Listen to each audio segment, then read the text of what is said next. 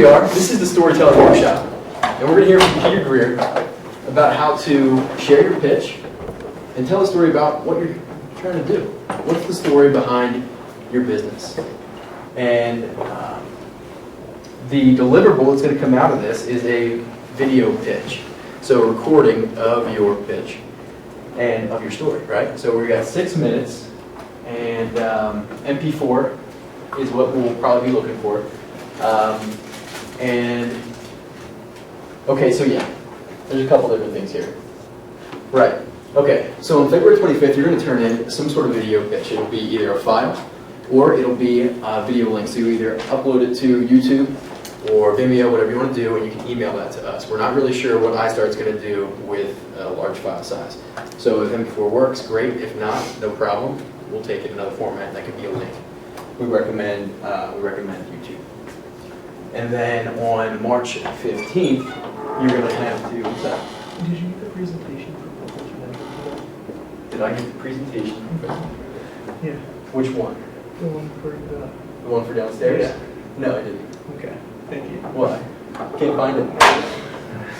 I asked him about that a little bit. Yeah. That's actually what's on my mind when I was looking at this when I first started this. But good to know. Okay. Well, I'm sure they'll figure it out. So, yeah. So all the submissions are going to be due by midnight on these 2 dates. So March 15th. You guys have already made a lot of great progress on your plans. But to hear a little bit more about the validation, so Edify Stars. I know that you guys are working with Central Pennsylvania alumni from Messiah College, right? Correct. And so to hear an update on that on March 15th in your plan would be excellent. You don't have to make a lot of changes to your plan, but just an insert on the validation update would be perfect. Who else is doing some good validation? We've got Rob's to Bob's in here. You guys have been dealing with a little bit of adversity, right? You're hearing from the administration. They're saying, hey, cool it, you guys, you can't be selling, but hey, you keep going. All right, well, we'll see what happens. If they shut you down, they shut you down, but that's part of entrepreneurship, right? But no, okay, so, but hearing some updates on, if you've been able to make progress with a cart off campus, if you've been able to make progress with the off-campus market, or what your plan is for that. If you're not ready for that in semester, then that'd be great to hear about too. So does that kind of make sense about what March 15th is all about? Yeah? Good. Okay, and then yeah, February 25th will be the video plan. So go ahead, Moses. So yeah. that's include, because besides of that, you have some thing that you include on the, when you qualify, they say you have to improve on 1, 2, 3, 4, 5. So on top of those 3 things or 4 things that you indicate on the plan, also you want us to update about what's going on with the validations too? Right. Okay. Yeah. And so are you looking at the calendar? Yes. On the impact? Yeah. Okay, so the calendar will also kind of give you a little more details about those deliverables on those days as well. Well, Peter, I mean, that's about all I've got at that point. So right. If you don't know Peter Greer, he's the CEO of Hope International. He's also entrepreneur in residence here at Messiah College. And so 2 fond memories of Peter being able to tell great stories. You were at the Hope Breakfast, it might have been 2 or 3 years ago, and so be thinking about in the context of your pitches, in the context of the finale, and being up in front of, let's say, 1,000 people. How are you going to convey that message and make it really hit home for that audience? How are you going to really get them to understand why what you're doing is important? When I went to that Hope Breakfast, you had a potter there, and she was working the pottery wheel, and it was all about what God, what's in your hands, and what is God doing with these stories, right? And so Peter's up there, and he's got the metaphor with pottery going on, and I mean everything you had going on. I mean, and then just his passion, right? And the way that he was. Just his emotion in it, and you could see it coming through the way that he was communicating. So you've got lots of things going on up on stage, but it all kind of ties into one message, and that's the importance of the story. And so Peter's going to talk a little bit about that tonight. Yeah. I mean, thanks. This is just fun. When I signed up to be an entrepreneur in residence, I didn't know what I was signing up for. But I have had more fun doing this than I possibly could have imagined. And I'm just coming off teaching a J-term class, which was the very first class I've ever taught. And it just so, Aaron and Alex and Tyler, that was an incredible experience. So thank you guys, and continuing to be here. The IVC is one of the most exciting things that I think is happening right now on Messiah College. And so I'd love just, before we jump into a few thoughts on the pitch, on the presentation, I'd love to hear a little bit more, just real quickly, your name and what your ideas. Again, I've seen some of the business plans. I don't know all of your names. I hope to by the end of tonight. So would love to kind of go around. And Aaron, you're used to this. Would you mind starting? Tell us who you are and what it is, what your venture is. So I'm Erin Bessie with Coupon Craft, and we are looking to reach out into the do-it-yourself crafting market with more access to fair trade material and educational programs as to why these investments are really beneficial. Oh, my name is Sarah Henry. I'm the team leader. I'm Brianna Carnathan, I'm part of the team. Brianna. Brianna, okay, thanks. I'm Alex Reinhardt. I'm a newer addition to Ralph's Kebabs, but I've been with them the whole way, just supporting them and everything. Anders can explain more of what we do. Yeah, so I'm Anders Laub, part of Ralph's Kebabs, which Michael Tasty originally founded, and our whole purpose is just to have a positive influence on our community through selling a quality product, from local sources, hiring local people, and just bringing communities together. I'm Julian, and I'm also part of the Ralph's Kebabs team. And you're not just part of the team, you're sporting the shirt That's here. right. Let's see it. There it is. Rob's Kebabs. Rob's. This That's is one of the original shirts. We have new ones now, but New ones look better than that. yeah, Not this is- gonna lie. I don't believe it. How possible. That's great. Thanks. I'm Tyler Hershey. I'm a part of Sapwood Air Fresheners. We design wooden air fresheners that contain a tree seed, so in turn you could plant your air freshener when you're done using it, and our goal is to fight deforestation. Great. Thanks, Tyler. I'm Ben Cochran. I'm a part of Edify Stars. The biggest change in our product is we're no longer called Edify Stars. We're now Mentor Leaf. So erase all of Edify Stars, the new name. We want to connect young, ambitious students to professionals in their area of interest and promote mentorship as a way toward human flourishing.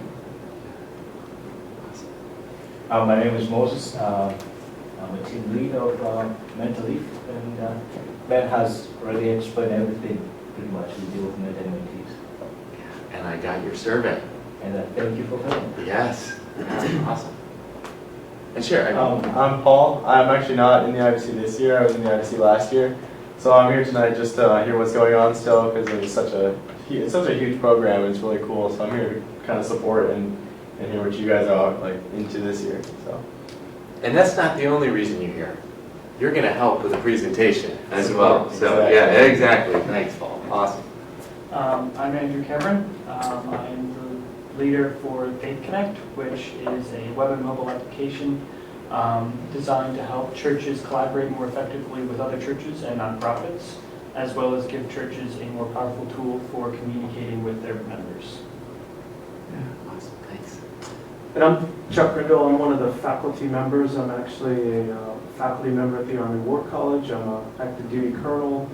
My background, I have a doctorate degree in information science, IT, and so I'm the Faith Connect mentor in this project. Awesome. So, And are you connected with Messiah? I am. My spouse is actually one of the professors in the business, so she asked me if I would help and volunteer. Yeah, fantastic. So I enjoyed them. All right, I'm out. Passing the, that's it. No, that's great. Well, feel free. Yeah, thank you for being here. Thank you for mentoring. And do all of you have mentors at this point as well? Yeah, okay, awesome. Well, your mentors aren't quite as cool because they're not here tonight, I guess. Thanks for being here. That's terrific. Awesome. All right, so how many people participated last year? How many people went to it? How many people were there? All right. Paul, you're not allowed to, yeah, actually, Paul and Bill, you guys are allowed to, but real quick, I want to start out, what do you remember from last year? What do you remember from the actual event? What stands out? You guys heard 6 different teams, each one do a different pitch. What is it that stands out and why? Real quick, Dylan, what stands out? What do you remember from last year? Knowledge of the product. I don't know. What do you mean? What stands out? From the actual, so tonight we're talking about the pitch, we're talking about the story. What aspects of the actual presentation, what details do you remember? There was passion. Every team had passion in it. Every team, so there was an excitement. All right, good, passion, good. What else do you remember? Specifics, what do you remember specifics from last year's IVC? Surf had surfboards. So you remember something about the scene, yeah, right. They actually brought either the product or the surfboards. That was pretty dramatic as well, right, good. There's a lot of positive energy. Yeah, there sure was. The place was packed, wasn't it? Not just there, but it was bursting at the seams. Yeah, so there was an energy. Yeah, good. What else do you remember?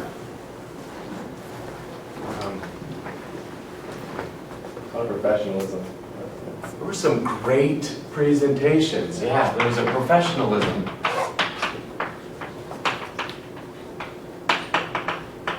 Good. What else? Aaron, you were there. Nothing. I did not manage to attend the actual event. Okay, you didn't. Okay, yeah. Anyone else? Were you there? No. Anyone else there last I was year? going to say passion. Yeah. Tyler, what else was there? What did you have to do in order to prepare?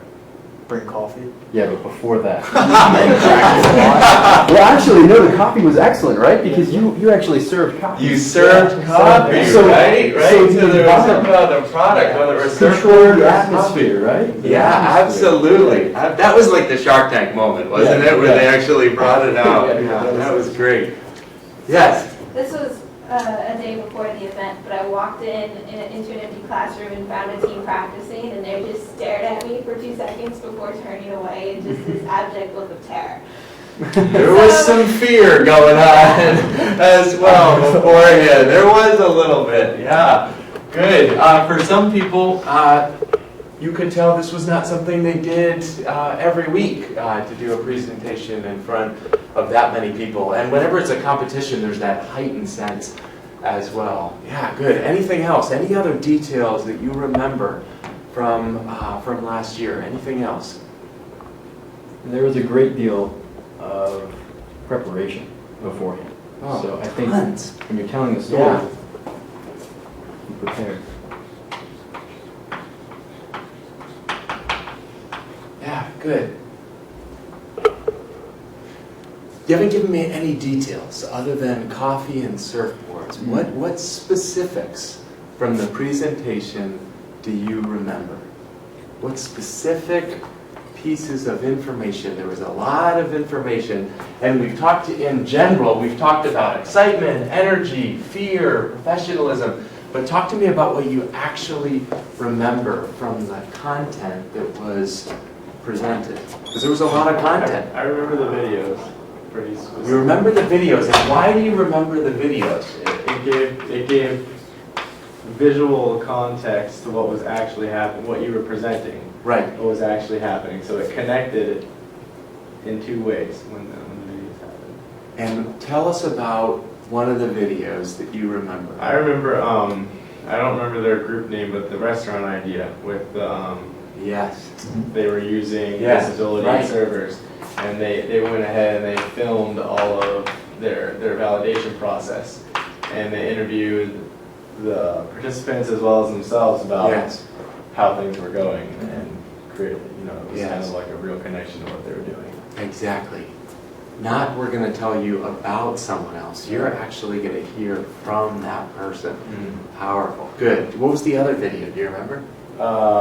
Surf and surf. Well, I do remember my own bit. Yeah. You're not allowed to share about your own. Dylan, what do you remember about Surf and I remember Surf? that Dan Cotton, their client, was able to share a great testimony about his experience with Surf and Surf. Uh-huh. They had a lot of pro surfers on there that talked about just their excitement about what Surf and Surf was trying Yeah. to do for the surfing community. They got the pros to give validation of their model and their idea. Yeah, absolutely. Good. There was another video. Remember the last one? So there was EMS, Yeah. and their video depicted what it's like to, basically what that did was it put you in the shoes of the person that they're trying to serve. And that group of people has limited access to electricity. Right. And so they shared, it was kind of a room full of Messiah College students, and you would imagine that they're overseas or wherever they are in a limited access area to electricity, and the lights go off. So all their work stops. And then with EMS, the lights come back on, right? Because they know how much electricity they have. And so you can budget, with that piece of equipment, and you don't run out of electricity in prime working hours. As we started talking about these details, there's a few things that we're remembering, and this is pretty impressive, right? We remember what happened a year ago. A year ago. There's been a lot of information that we've heard over a period of a year, and so my question is, why is it that those moments, so not talking about generalities right now, and you didn't have to be there, but what do you think makes something stick? Why is it that these details that we're now talking about it, what is it about them that made them stick in our minds almost a year later? Because there's something powerful going on here. There's something important. There's something about stickiness of ideas. Yeah. I think because there's a story behind it, so you connect with it. There's a story behind it, and there's something that happens with a connection. Yeah, great. What else?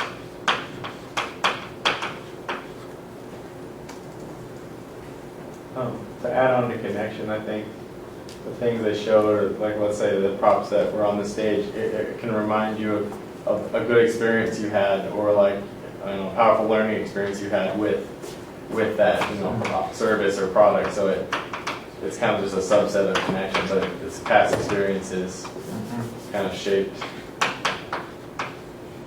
Yeah, there's something that happens. The learnings or experiences, you can feel something as you're having that experience. You can feel that wave, or you can feel what it would be like to not have electricity. Right. Yeah, good. Or we didn't talk about the restoration. You could feel what it would be like to have no job prospects and to feel like there is no hope for the future. Yeah. So there's something going on about these things that we remember and how it made us feel about connections, about story. Now, how many people remember how much energy was produced on an annual basis by EMMS? Right. No, and we could go one by one. We could go through. There's going to be lots of information that you're going to give, and it is going to be forgotten. People won't be able to remember it the next day, but there's something about how these presentations went that made them sticky. So we're going to talk a little bit. We're going to press pause on this. We're going to talk first of all about the pitch deck as it is, and then we're going to go into just a few thoughts on how we tell great stories. And so our hope is that at the end of this time, you might be equipped to start putting together what is your story, what is the right information, and then how can you effectively present it. Dylan was one of our guest lecturers during the J-term class, and I was writing notes that you put down. All right, no problem. All right, so here we go. So first of all, the deck. What is the deck? What do we mean when we start talking about the deck? What does that even mean? It's the info that you have on your business that you're using to present investors. Right. There's a couple fascinating quotes here. Exactly. The Wall Street Journal said this. He said, "Burn your business plan before it burns you." Now, there's something going on here. Why would they say that? Why would they say, burn your business plan before it burns you? Or this quote by Paul Lee, Y Incubator, your business plan isn't a fundraising tool anymore. The best pitches come with a 10 to 12 PowerPoint that succinctly explains the business. There's a lot of writing that's happening right now about how this idea about having everything perfect and having everything in the thick plan and hoping that that's going to resonate with people I think that mode is actually no longer as effective as it used to be, if it was even effective. I think attention spans are going down. And as I've talked to different investors, they've changed their approach to, instead of looking at a formal business plan, to look at a much smaller pitch deck.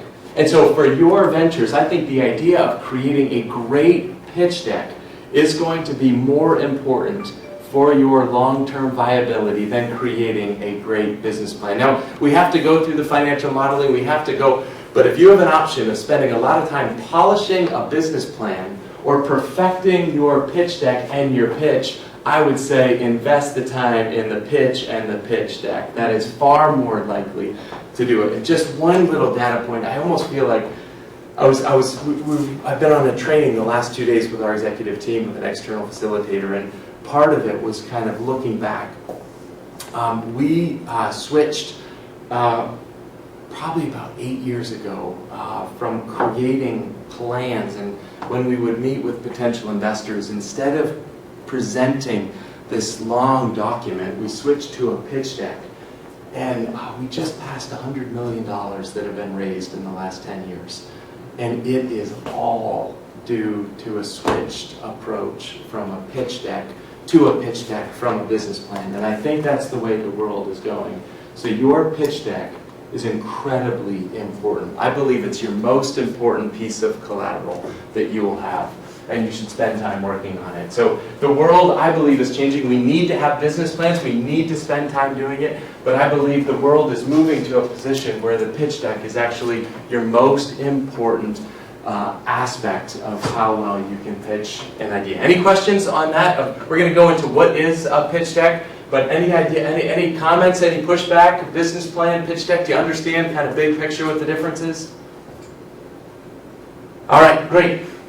So what are the building blocks of a pitch deck? I believe that these are the simple building blocks. And again, forgive me if this is really simple or you've already done this, but I believe a great pitch deck has some of the following things. First of all, it has a title slide. Why is a title slide important?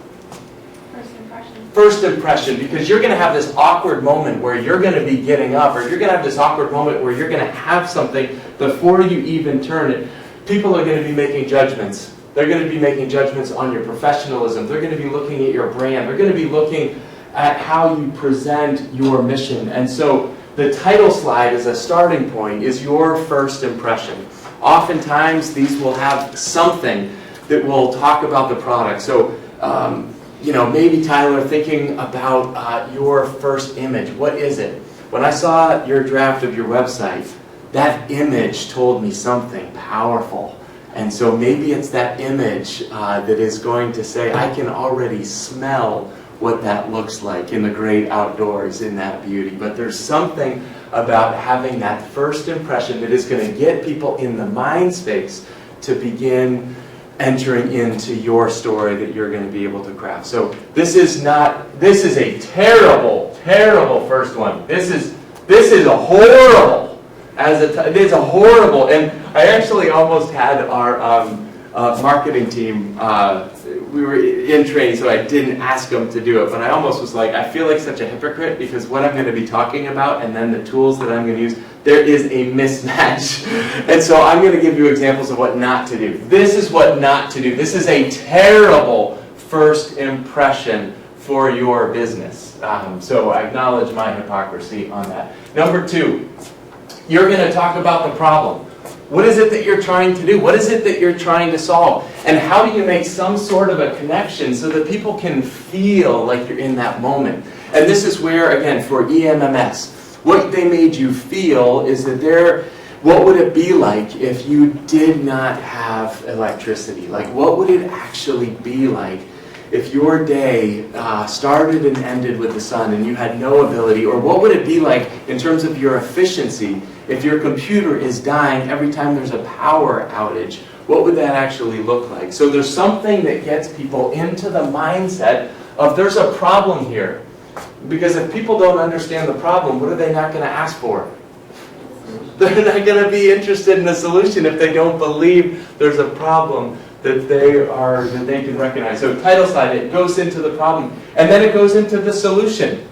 What is it that you are proposing? that is going to make a difference? How is it that what you are creating solves the problem that they just felt? So if the problem is there's not good mentors in the world today, your solution is, and we have a better system that is going to solve that problem by connecting or whatever it is. But there's something then that makes sure we present the problem, we present the solution. There's something about traction.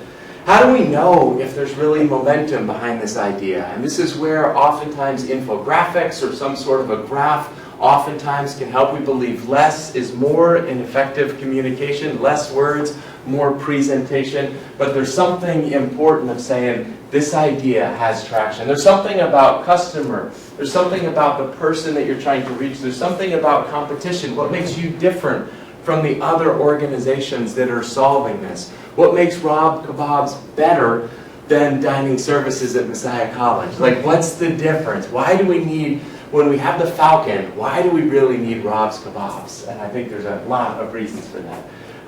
What is the business model? So that is where we have to understand, is this viable? That's one of the things you're going to be judged on. Is this a viable idea? Or is this something that sounds good, but I can't actually see how it would work?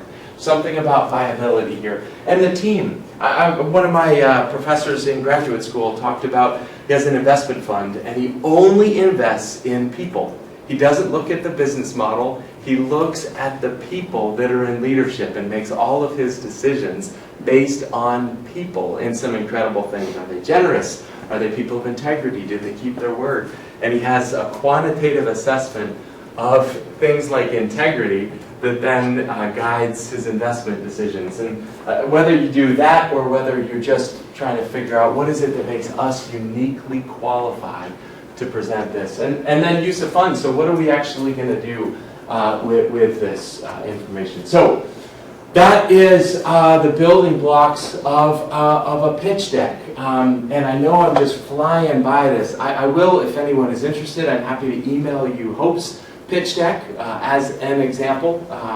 But any questions on the elements of a pitch deck? How many of you would say that you already have a pitch deck in place that includes these elements? Yeah, great. So several of you. Awesome. How many of you have a business plan? Great, that's a perfect starting point.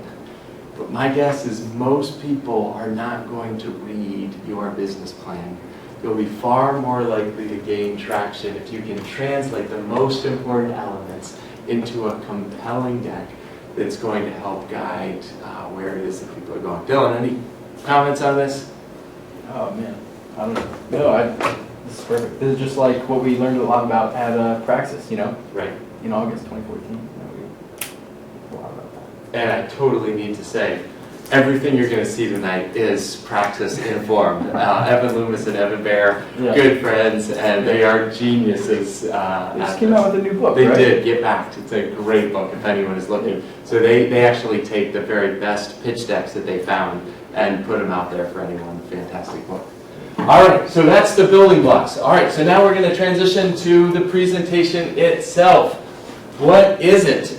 We started by thinking about what do you remember from last year's IVC and what is it that made those ideas sticky? When I was here, no, it wasn't here, it was in Washington, D.C., there was an individual named Arthur Brooks. Has anyone read anything from Arthur Brooks, American Enterprise Institute? He runs that. He is convinced that individuals that have sound economic theory are terrible storytellers.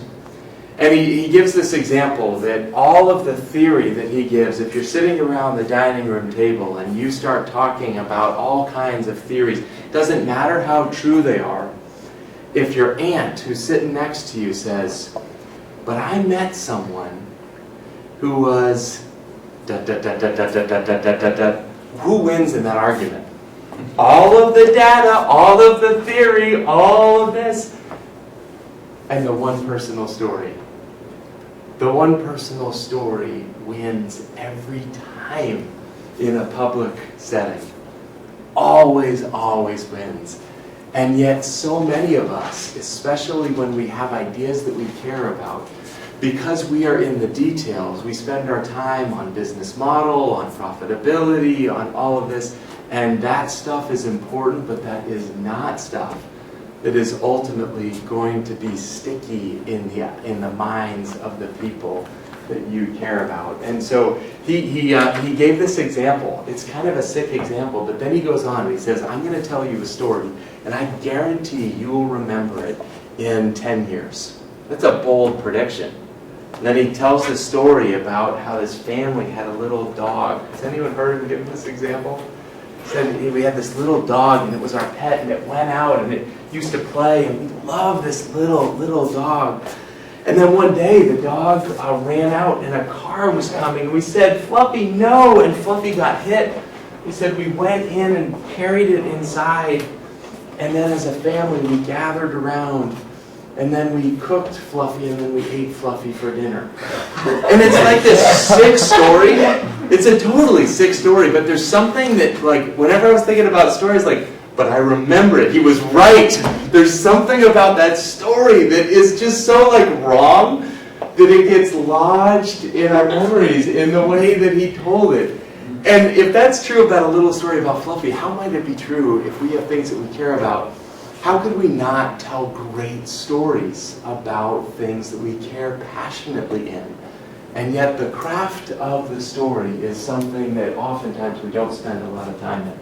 I believe that Jesus was the master teacher, and it was so much fun during J-term to kind of look at some of the master teacher techniques. But Jesus used questions, and he used stories, and he used it better than anyone else. And so you kind of see these two things about questions and stories, and one of the most famous examples, a story that you could probably tell because you remember it, because it's a story of Jesus. But do you remember this? On one occasion, an expert in the law stood up to Titus. Jesus, teacher, he asked, what must I do to inherit eternal life? And do you remember the response that Jesus said? Give up everything you have and follow me. Oh, it's a different story? This one, he responds and says, but what do you think it says?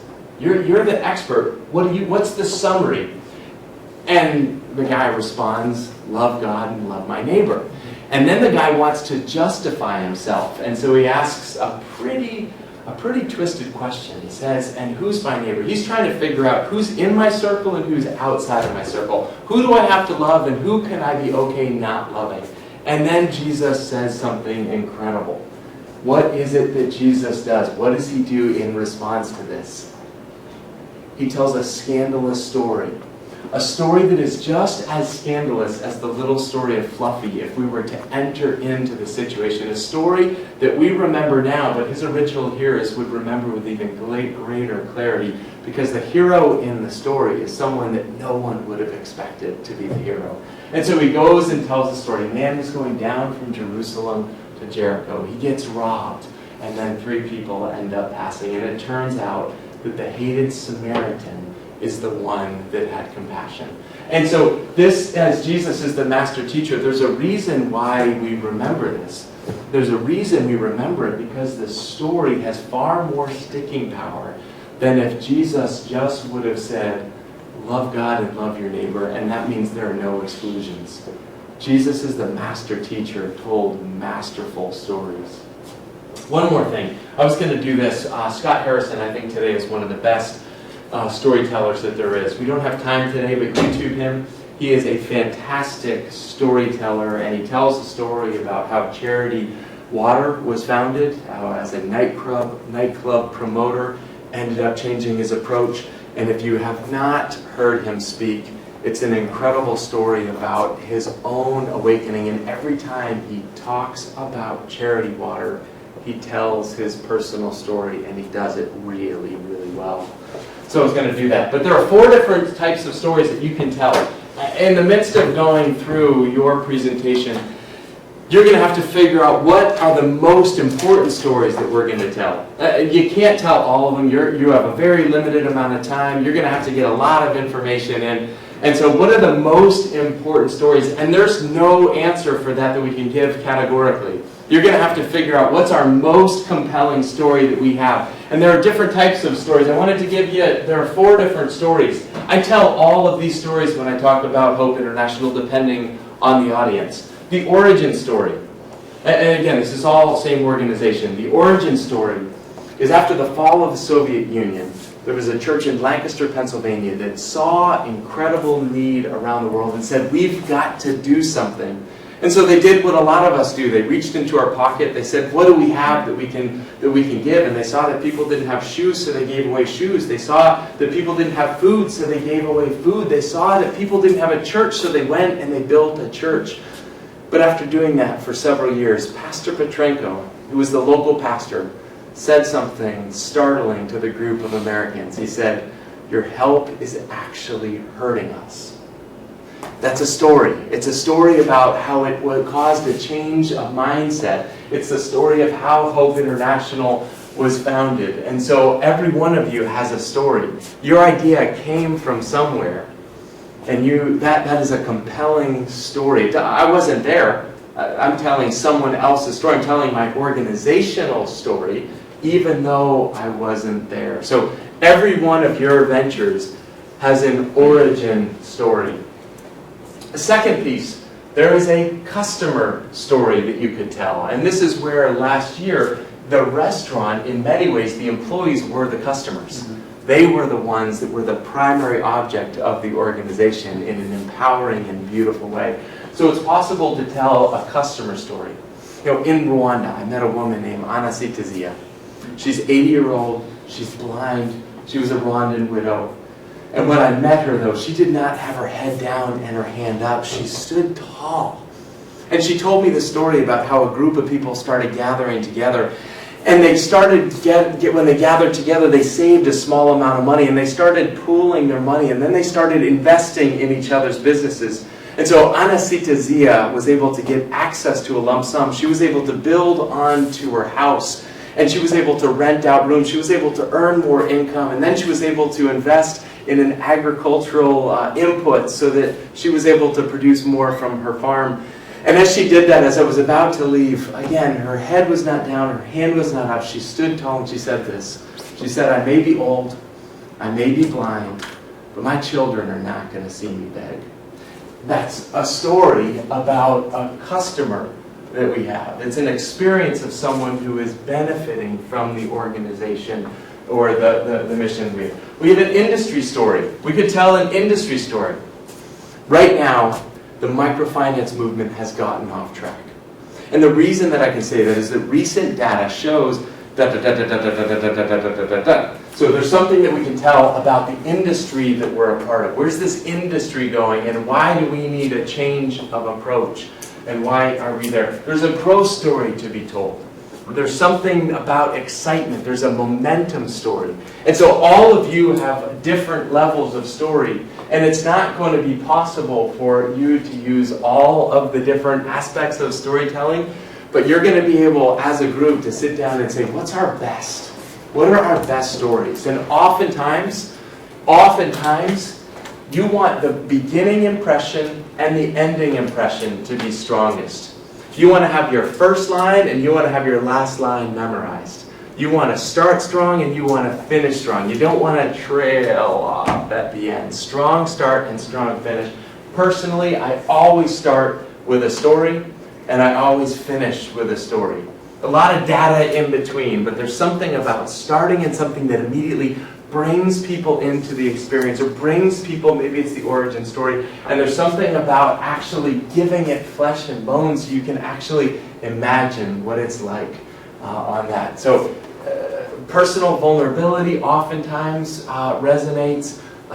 Telling your story in a way that, again, takes concept and makes it come to life is pretty powerful. All right, just a couple more thoughts. Final thoughts, and then open it up, and then we're actually going to have Paul. Paul's going to tell us his story as it relates to doing the pitch last year. So just a few final thoughts from me. First of all, practice. I'm amazed at sometimes this is really significant. And I was thinking about the J-term class. And it is obvious to people that are in the audience whether you've done your preparation or not. It's obvious. And you can't fool people as well as you might think.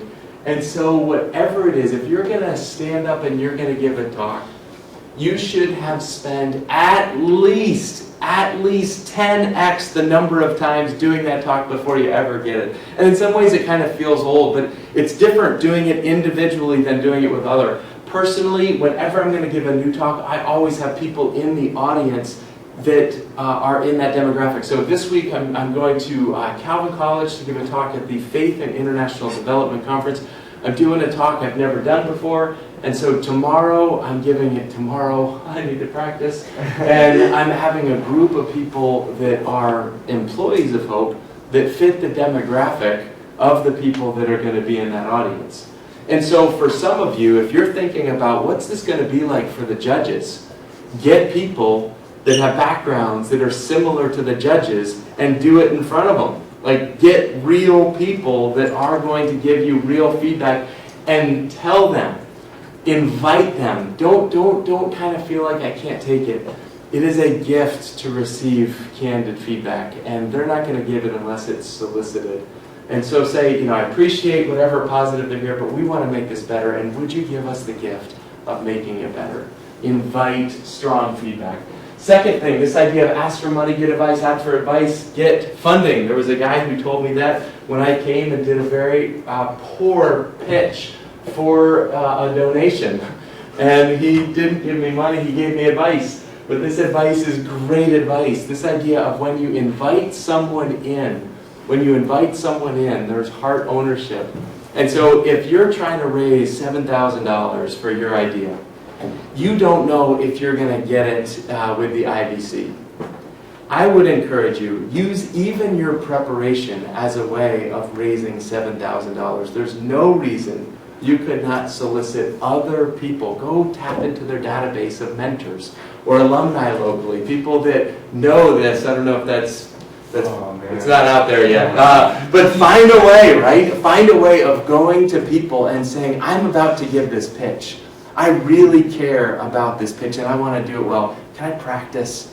Would you be willing to come and join a few friends? And there's something about inviting people into the very process that is almost, in many cases, it's more valuable than the outcome that you might initially be looking for. So invite people into the process, invite feedback, invite critique, that'll make you stronger. And then who? How do we find these people? I think networking is a horrible word. Horrible word. I love the word friendship.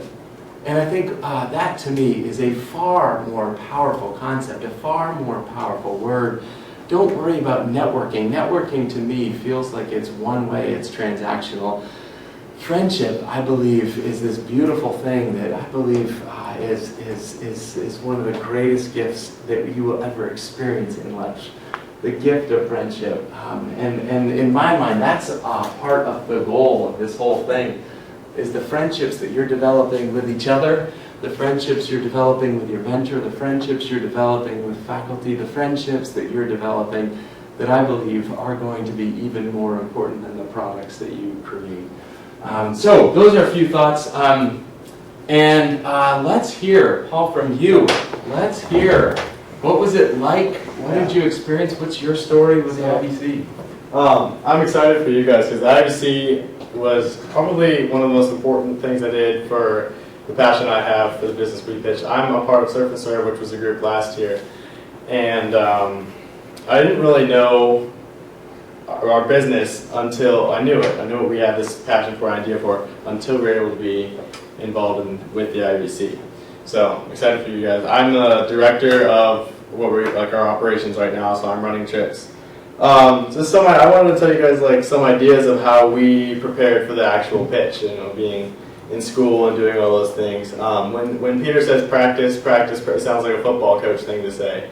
But we practiced for hours and hours and hours and days to the point we were annoying ourselves. And when we were practicing, we weren't leaving out the ands and the buts and the this word or that and just giving little segments. It was the timer's on, eye contact with a tree, the tree being our audience. Everything was okay, we said our prop's going to be on the left stage here. This is going to be here for this impact. You're going to stand here. You're going to hold your hand this way. you know, and if you know, if you need to be more fluid, we obviously, it wasn't that strict, we had freedom. But when you're practicing, it needs to be the way you're gonna, you know, present, and you know, like 10, 20 times, to the point where you're not telling the words because this is how you think you're going to get the objective done. You're saying this because like you believe this is your business, and you're able to you be able to go beyond just telling what the problem is and what the solution is, and you're able to speak through the words and say, this is, you know, this is who we are, and you're able to use your energy then. So the second thing I wanted to say was you need to actually believe what you're saying.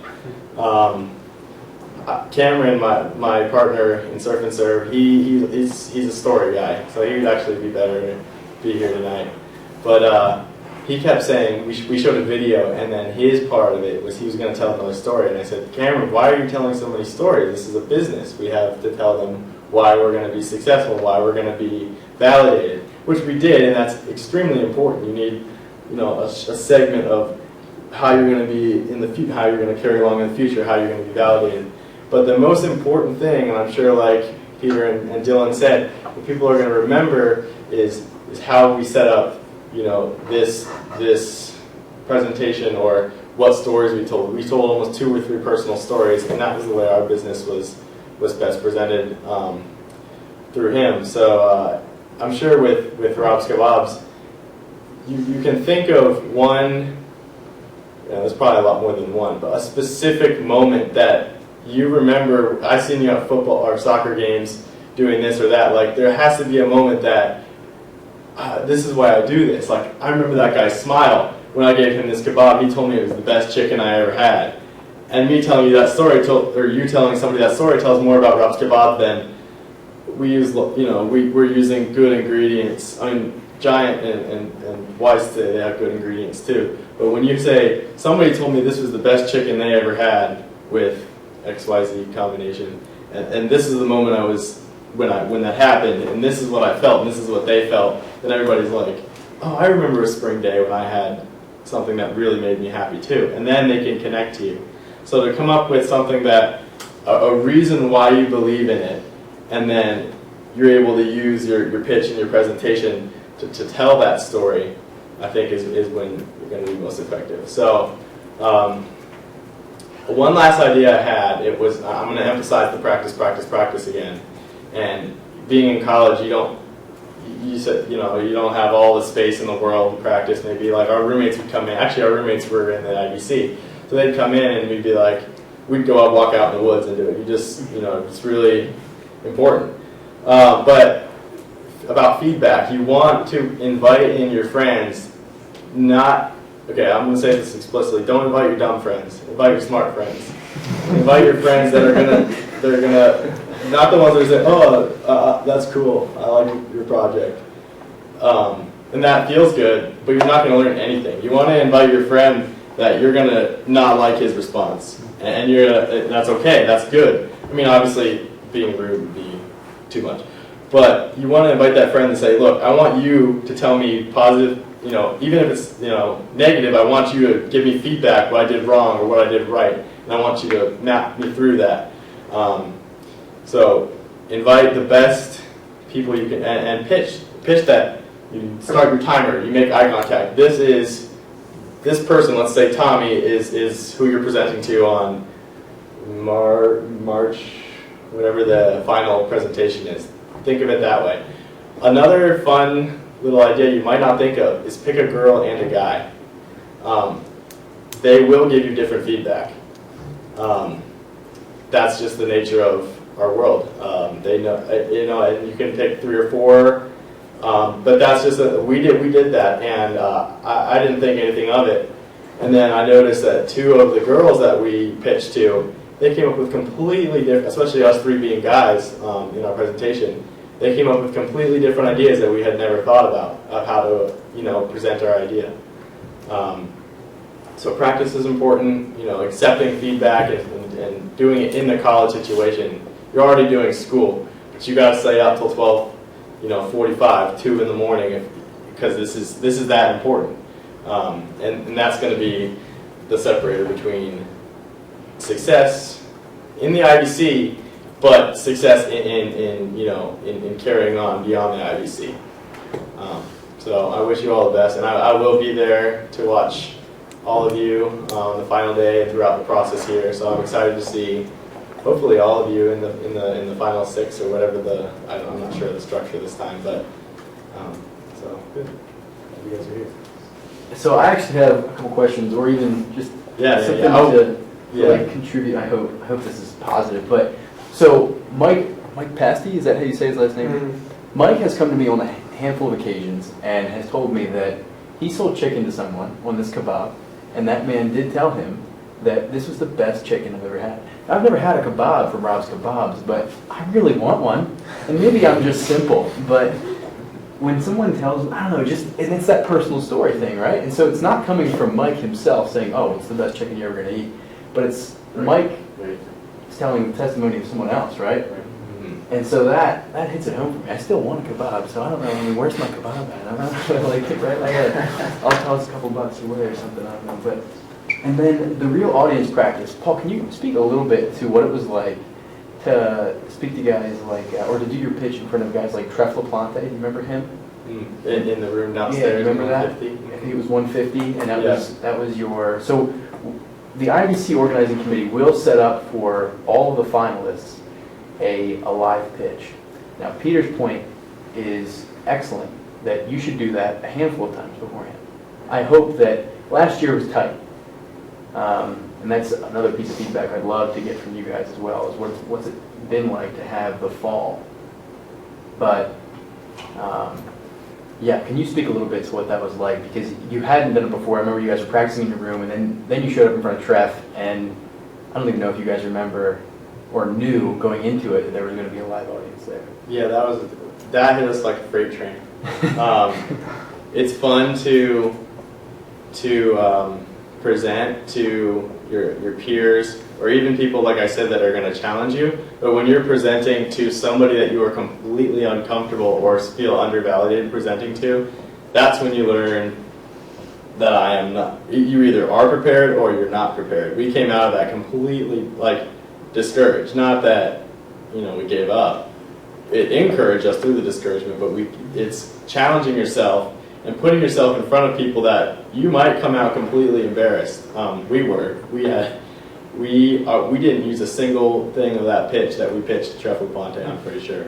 I think we probably had a couple words here and there that matched. He had a lot of constructive criticism for all of the teams, didn't he? Yes. Yeah. Yes, and that's what's going to make the difference. If we had not had that experience where we were completely, I'm not saying go humiliate yourself, but make yourself uncomfortable, and be willing to realize, all right, I'm going to give my best. I'm uncomfortable. I'm going to give my best, and then you'll know after. It's like I can do better, or good. I'm doing. The feedback will say, I like what happened, but we still need to improve on it. I completely agree that live audience feedback is different than just presenting to mom or dad or your friend. It completely can change your perspective on how you need to effectively tell your story. Anybody have any, unless you have more? Yeah. The questions, it's great for the questions. I just want to share that the finale judges, so you'll also have an audience full of, or an auditorium rather, full of, anyone, from children to grandparents, but the judges are going to be, you could say, established, right? And they are going to be 3 men and 3 women who have had success in either an investing role or an entrepreneurial role. So you will have some real venture capitalists up there. You'll have real entrepreneurs up there.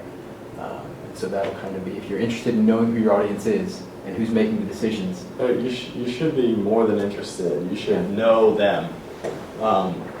That was extremely important. Is we found out who they were, and then there's so many tools now with the internet and business websites that you can find this person and you can figure out what they're about, and you can even probably might be able to find YouTube videos of them pitching or their personalities, or any way you can learn your audience is going to be extremely important. and that's going to build your pitch. Yeah, those are the people you're going to be pitching to primarily, so that it's important to make an impact. The vibe of the general audience is important as well. If you come up to the stage and you know what you're saying and you believe in it, that's cool. But if you're pumped, if it's game time, you're gonna you know those are simple things. Standing tall, like smiling the whole time. Dance coaches say it all the time. Even if you're doing nothing in the corner, smile. You pretend you want to be there. Even if you're doing the supporting role, you're not like. If my partner's over there presenting, I'm not like this over here. I'm into him. I'm not creating attention to myself, but you are a product of this idea. You are a piece of this idea, so you're invested the whole time. Yeah, that's it. I'm excited. Judgment Day is huge, and it'll be the biggest thing you do here. So always be preparing your minds. Always be thinking on how can I best portray my story, and what is my story? What do I believe in? Why do I do this? Yeah, thank you. Is there any questions or? Cool.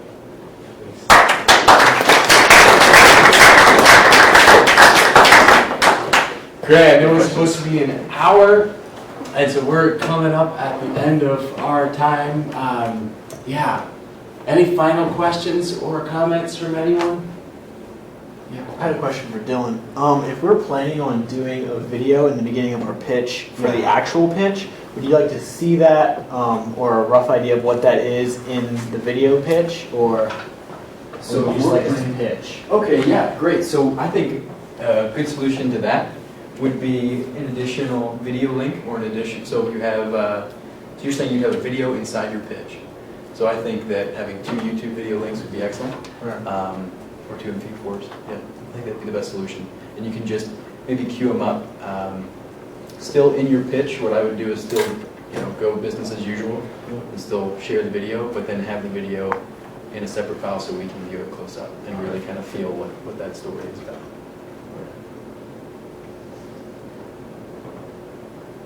Great. Thank you, Peter. Final thought for me. Ready? This is final thought. When I started at Hope, I saw Scott Harrison, the guy that I was going to show you a video, and I remember feeling so deflated because I was sitting, it was at a conference in Arizona. I remember sitting in the audience. I remember watching him as he gave his pitch.